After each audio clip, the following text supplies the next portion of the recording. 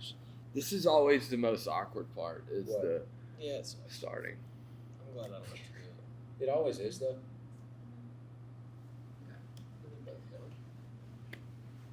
Are you done picking your eyeball, dude? The Or beginning is always the most awkward part. I find. well, then you got it. Hey, everybody. So we're pretty pumped to have another episode today. Oh my goodness.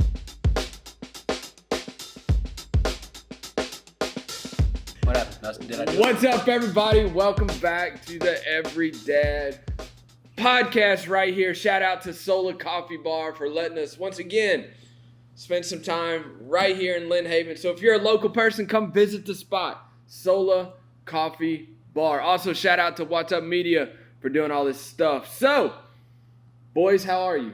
Blake, your wife just ran the Boston Marathon. Yeah. What? Here's That's my in Boston. That's Very in Boston. good. Here's my question though. What did you do during the marathon?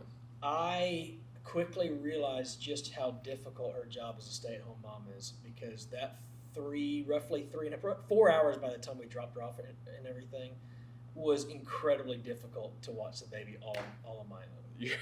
So you're Like, it was- time out. You're saying for 4 hours it was difficult to watch your baby? Is that what you're It's saying? the longest Ashley's been away from the baby to this point, which means it's the longest I've had the baby on my own Because she's to this point. relatively young, the baby. Yeah, she's 5.5, almost 6 months now, And Mama doesn't want to leave her.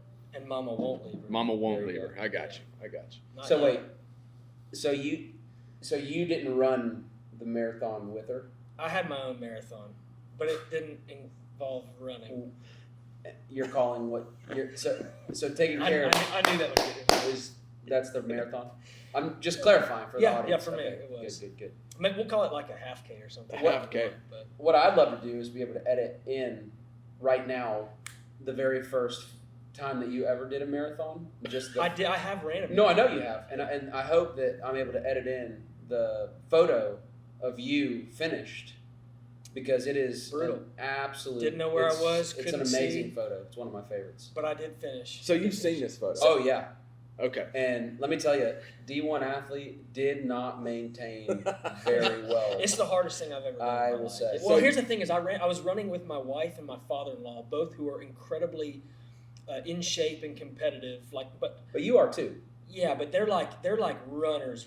Like all they do is run. And her dad has run several himself. That was Ashley's third or fourth at that point. So like, my goal was not to embarrass myself in front of my wife and my father-in-law. So that was a Did you lot do of that? motivation in its own right. Now, I think I held my own. Yeah, 26 miles.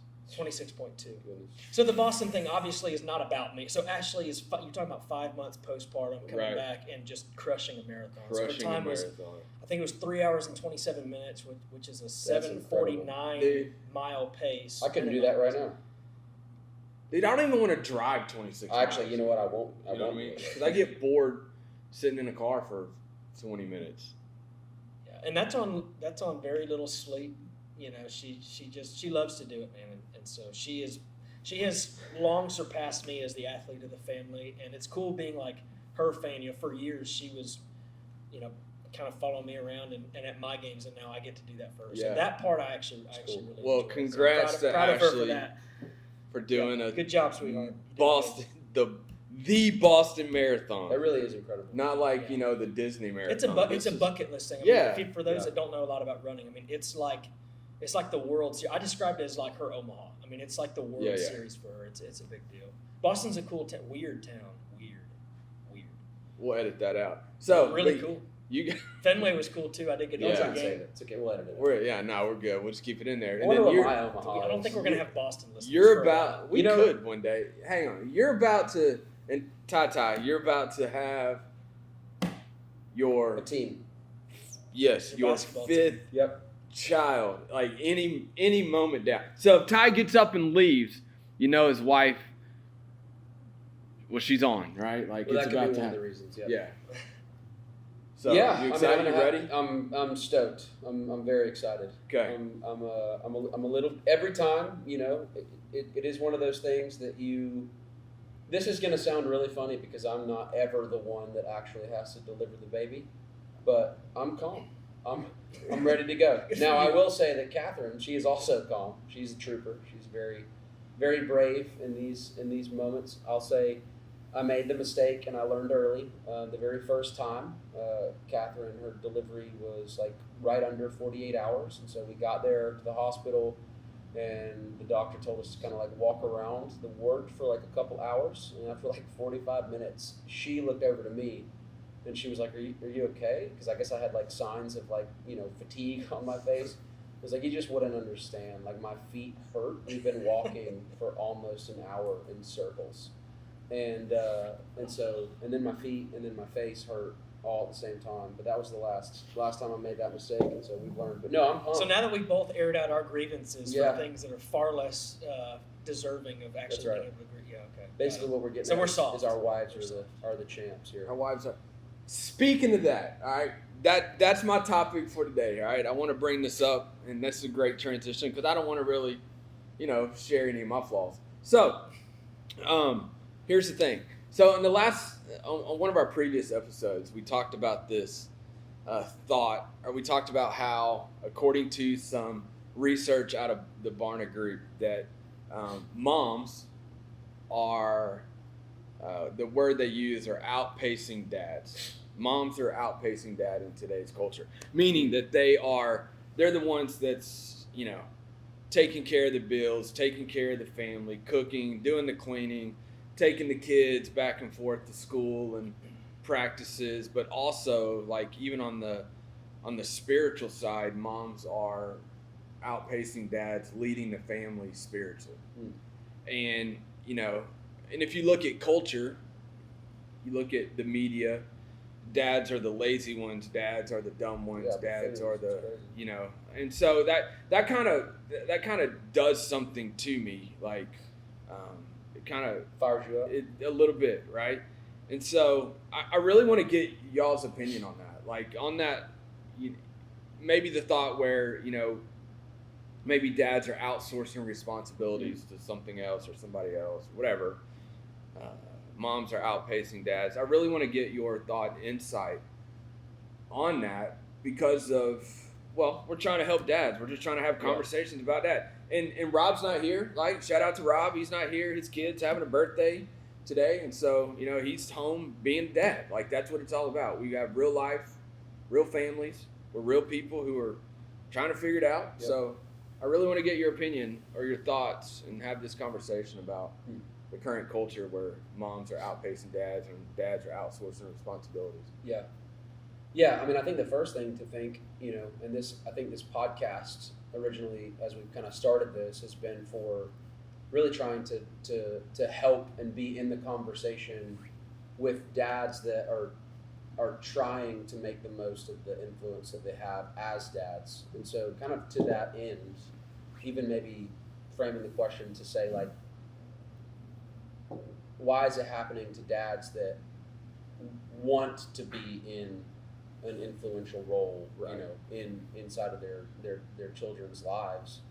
And I was kind of doing some research on this. I was like looking up, because it's super prevalent. It's all over the place. You see it, like you said. I don't have to reiterate some of those things, but so I was looking up, where did this start, and then how did it become okay? And so it was interesting to me that a lot of the research that I did, and I'm certainly no expert in history. You guys may be. I'm not. But kind of looking up the origin point of where did this happen, and it really all pointed back to the Industrial Revolution in the early late 19th century, where the dad is now for the first time kind of pulled out of the home literally, because there's an economy there for making money outside of the home, where before obviously it was more like agrarian and that sort of thing. And so because of that, look at you saying big words. Dude, I'm telling you, I had to practice that like 4 times. Goodness, that's a lot of syllables. Thank you. A lot of syllables. Thank you. I'm very proud of the potential I see in myself. But so kind of looking at that and going, okay, so this is where that started, and since then, it's crazy, because what's the saying? What one generation embraces, the next one will celebrate. Is that right? Yeah. That's it. Yeah. That's enough. That's That's close That's enough. close enough. Yeah. Somebody on here is Same going to thought. go, Yeah. that's not really what it is. But so in the very beginning, when that first started happening and the father started being pulled out of the home, they actually did multiple studies and surveys, and they determined that it was one of the greatest sorrows of that generation. And Wow. they termed a phrase half orphan. And basically what was happening to the children, they were seeing the impact and the effect of these children that previously had a mom and a dad in the home. And the dad was literally present, not just, emotionally and spiritually, but also physically as well.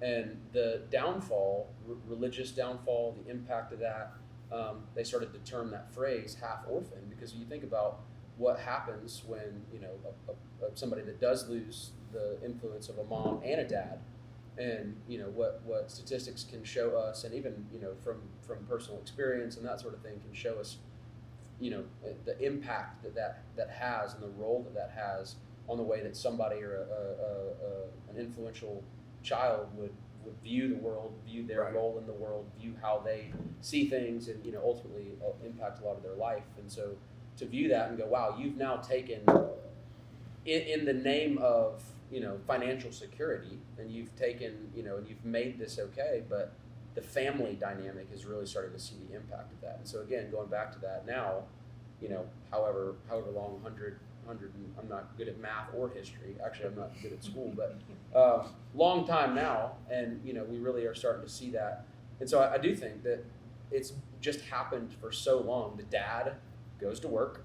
The dad is the one that's taking care of the finances, and again, that doesn't obviously happen in every home. We see Right. a lot of dual income families Right. and all of that, but just to say, that I think that's where that's kind of become celebrated. We go, well, my role is to take care of the family, and then this will be the last thing. But like looking at that and going, okay, so how has that actually impacted? Well, the dad, and I feel this, and we could probably have a good practical conversation about this, but me, okay, I'm a father that wants to be influential, that wants to make the most of the time that I have with my boys, but because I'm not in the home, I feel like my finger is a little bit off the pulse of what's going on in their lives on a daily basis, what's going on in their lives on a weekly basis, the big things. I'm kind of told, I almost feel like I'm living vicariously kind of Right. through the information that my wife gives me as somebody that does stay at home and is in the conversation, Right. is able to have the breakfasts where Right. she goes through the Bible, story of the day or the devotion of the day. And we've even tried to prioritize that where I'm able to do that, 3 days a week. But I'm like, my goodness, like 3 days a week, is that enough in the grand scheme of things to say I'm the one that's spiritually leading the home? Where do I find the time? Where do I, find the ability to do that more? And so I do. I feel like it's it certainly is a problem, even for the dad that goes, I want to be involved in my kid's life. I have a question for you specifically. So even if you're not around for as many of those moments with your kids that you maybe would want to be, do you feel like you can have an impact even through that time with your wife who's impacting your kids? So if you're really attentive to that relationship, because I'm sure you and Catherine probably get more time together at night when the boys are in bed and that Yeah. kind of stuff, to make sure you're diligent on leading her spiritually Yeah. and keep filling her up, because she's just emptying herself Yeah. to the kids all day long, and she needs you. So even if you can't access the kids directly, I think you still have a great opportunity to work through your wife in that. Yeah, and kind of way. I agree with you. I do think we very quickly though get into what is the greatest burden and source of conviction in my life personally, as somebody that again we've determined and kind of defined those roles, is even if I wanted to abdicate the role of father and leader spiritually in my family, I still constantly feel the push of, okay, I need to be here. I need to be the one doing the actual conversation, and I need to be the one that's present. But yes, I do think that that's a huge way that I can still lead. And my wife is so gracious and does such an amazing job of giving me the necessary information and then ultimately deferring the final decision to me. And so I'm constantly feel like I'm being informed on, okay, this is what's actually going on in my son Liam's life, or this is what he needs in order to be prepared for, this big project that's happening at school, or this sort of thing. But yes, I do think that by spending that extra time with Catherine, and then being able to go, okay, this is kind of what they're learning, and so being able to speak a little bit into that. But I will say, just really quickly, like practically, it's so easy to take your finger off the pulse and realize, like, you can very quickly go, wow, I really haven't had an intentional hour or an intentional time with my wife, or I haven't even taken the time, because we're so tired, at the end of the day, to ask her, how are you? How are the boys? And so it's just a very constant battle that we fight. One thing I'm going to find myself having to be really intentional about is, for my work, I'm going to do some traveling. It's really not that bad, but it might be a couple trips a month where I'm gone for 2-3 days. So we'll just say anywhere from 3 to 5 or 6 days out of the month, I might be out of town, and it's been okay to this point.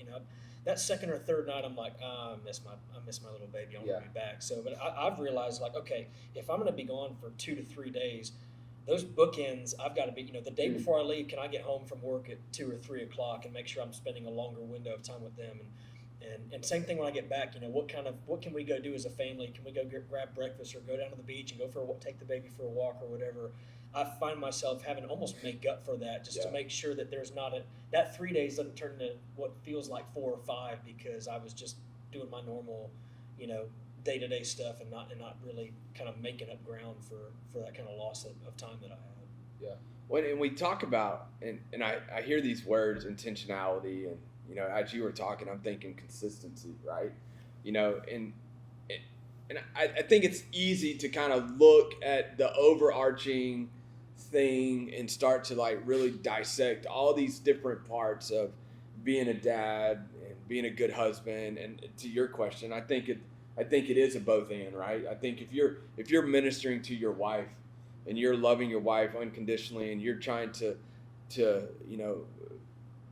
press into her to where she is growing and learning, and she's able to turn that out to the children, and she's able to lead when you're not, like, I think this both and is a great way to look at that. But when we start to look at the consistency and the intentionality, right? Like, and that's maybe where I've failed as a father, because you talk about the time, my boys are older, and it was just the other day. And I know I sound like the old guy when I say that, because my dad used to say that, where you're gonna look up and the time's gonna be gone. I'm like, well, no, I'll figure it out, Dad. Well, now I'm sitting here going, dude, my kid's about to graduate high school, and where I missed it was, in my head there was intentionality of wanting to make sure that this and this and this and this, and yeah, dude, there were times that I missed it.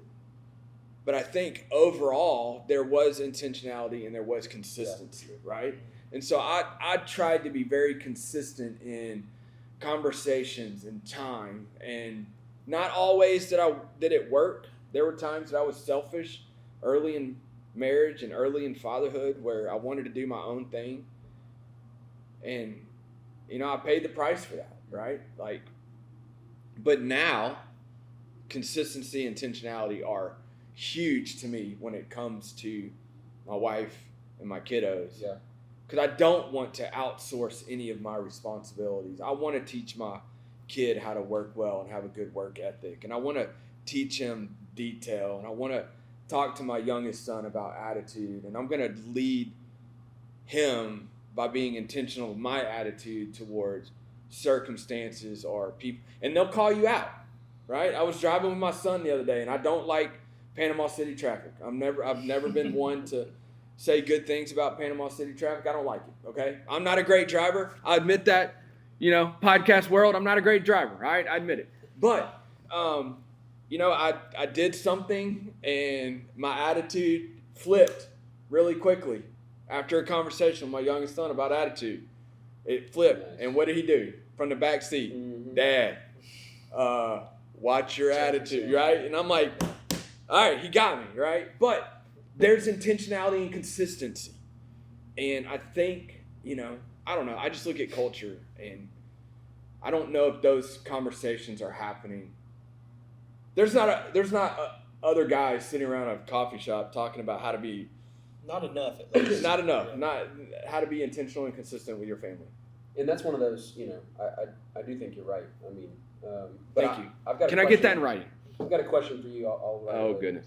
No, one of the cool things I've heard you say, and I was actually just talking to my wife about this the other day, like looking at, okay, let's say that our boys listen to every single thing that and they aren't going to, I'm not naive, but let's say they do. Let's say they obey and they follow everything that Catherine and I, lay before them, and it works.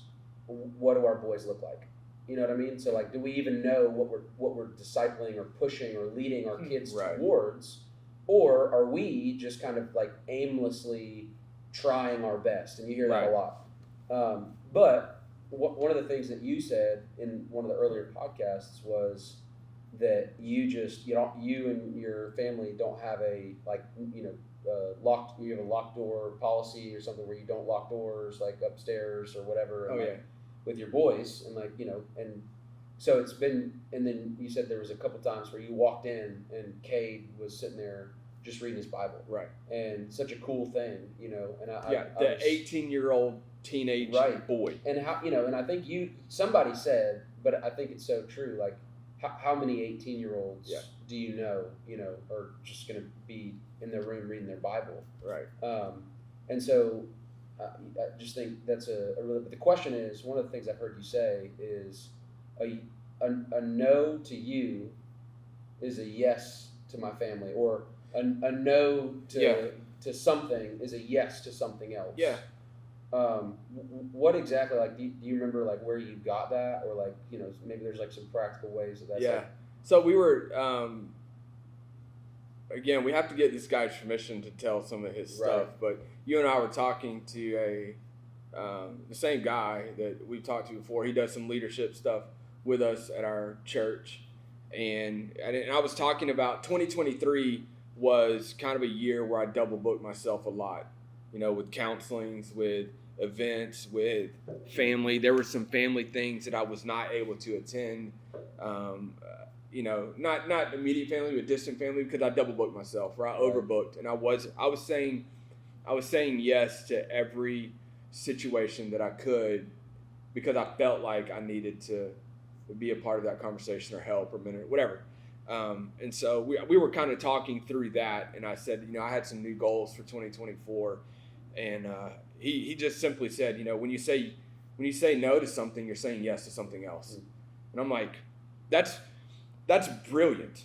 Like, I know that's probably a line that's been said for a long time, but in my head in that moment, that was brilliant, because if I say no to some sort of extracurricular thing, I'm saying yes to my family. But the opposite is true as well. If I'm saying yes to my family, or I'm saying yes to something, then I'm saying no to something that's probably taking time, and so I've really tried to in 2024 think about that, and what are our kids going to look like? I don't know, man. Like, I'm not a highly intelligent guy when it comes to things like that, but intentionality, like, I'm thinking, if I'm going to be intentional with my family, what are our kids going to like? Well, I hope my kids are intentional with, because we're intentional with our walk with Jesus. We're intentional with being public about our faith. Like, I want our kids to, you're in student ministry. I don't want Cade and Aiden to learn how to love Jesus from you. Yeah. I like you. I love you. I think you do a great job at student ministry, and you and I are buddies, but I don't want them to learn how to love Jesus from you. Right? Like, I want them to learn how to love Jesus from me. I don't want to outsource that to you, bro. Yeah. No, I get that. But great use of the word for the topic of our conversation, by the way. Yeah. Outsource. Yeah. Well, I did that on purpose. But we're in the job because people have. Yep. And so I understand the dichotomy here of going, all right, there may be some tension in that, but that's the reality of the place that we live, in the world that we live in. And so I think it's so easy to go, well, they can take care of it. Yep. No, like, dads, step up, right? Like, be intentional and consistent with your family. Like, I don't know, man. It does get me fired up, bro. I can tell. I need to, that's a good thing. Whew! I just came back from a leadership conference, and Yeah. I mean, you're also in church work, like Yeah. the church and anything that you know, if you're a pastor or a minister or in student ministry, you're told, looking at the kind of biblical order of things, like the family or the parents are the ones that are supposed to be the primary disciplers Yeah. of the students, and your job as a pastor is to kind of come alongside, help, lead, facilitate, encourage, pray, but the problem is, and this was looking at some Barna Group statistics and different stuff, the church is told that the parents are supposed to disciple. The parents think the church is the one that's supposed to disciple, so ain't nobody doing it. So you guys Right. probably see this a lot, but I know several people that seems like this is their mindset. It's okay, they have kids, or their kids get to be like elementary, middle school age, whatever it is, and then like, well, we got to start going to church for the kids. Yeah. So that like their primary motivation is because they want their kids to grow up in the church, which is a good. It's not a bad thing, generally. right? Like you're They're closer worse than things most to people, think, but if you just do that and you don't partake in it yourself, then you're missing the whole Yeah. point. Yeah. That's Yeah. That's where we're at. That's why we have these sure. conversations, right? Like, And I will say, I did a literally was in teaching fifth graders the other day, and we were talking about, it's crazy, why are you doing this with fifth graders? Talking about consumers and producers. And we were talking about each role and what, we walked through different scenarios, and they were like, okay, if you go to a restaurant, you order food, you're a consumer. If you do, you're whatever. Every single one of them immediately answered, I'm a consumer when I go to church. And none of them thought that they were a producer at all. that's a whole nother topic. It's not, bro. though, because that's the same thing that happens if you were to ask adults, or you were to ask people in church, fathers, we'll take it back there, specifically, they think that church, just like anything else, you hear them, it's a consumer mindset versus I am here to learn to own the role in the lane of fatherhood. See, I brought that right back. Yeah, you did. Thanks. Did a good job. Well, for a long time, I went to church saying, what can I get out of this? Yeah. But the church is only as good as the leadership, obviously. But then the people who are You're actually welcome. part of the church. You're welcome. Yeah. Just kidding. Sorry. So it's I think it's, you have the responsibility to add to that church. Okay, what areas can you get involved? It's we're going outside the family now, but you're not there to go get your fill on a Sunday and then wait till the next Sunday. Whew. All right. Hey, dads, be consistent. Be intentional. Don't outsource your responsibilities. Don't let the moms outpace you as dads in the family. I'm fired up, boys. You got anything else? No. Good. Blake, boy, you got anything else? Hey, thanks for listening. Thanks for watching right here on the Every Dad podcast. We'll see you next time.